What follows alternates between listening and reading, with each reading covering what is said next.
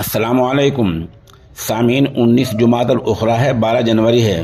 خبر کا عنوان ہے پانی پت میں بڑا حادثہ، تحصیل کیمپ میں عبدالکریم اور اس کی بیوی سمیت پورا خاندان زندہ جل گیا۔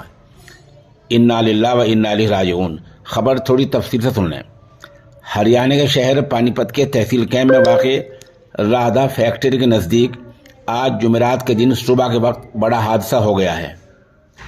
گیس سلنڈر لیک ہوا ہے جس میں عبدالکریم اور اس کی بیوی افروزہ سمیت پورا خاندان جل کر جاں بحق ہو گیا ہے، موت کا شکار ہو گیا ہے۔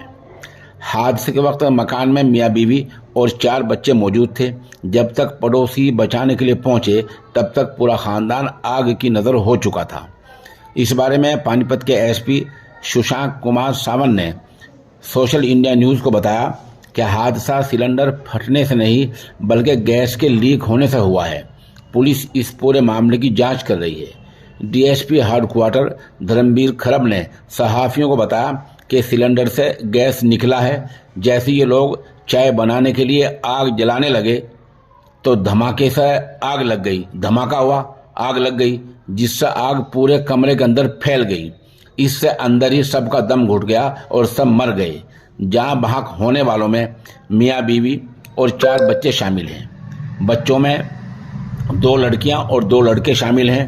مرنے والوں کی پہچان عبدالکریم 50 سالہ، 40 سالہ اس کی بیوی افروزہ، بڑی بیٹی عشرت خاتون 17 سالہ، ریشمہ 16 سال، عبدالشکور 10 سال اور عفان 7 سال کے طور پر ہوئی ہے۔ یہ خاندان مغربی بنگال کے شمالی دیناج پور کا رہنے والا تھا۔ یہاں یہ لوگ کرائے پر رہ رہے تھے۔ پولیس اس بات کی جانچ کر رہی ہے کہ آخر پورا خاندان کیسے آگ کی نظر ہو گیا۔ پولیس معاملے کی جانچ کر رہی ہے۔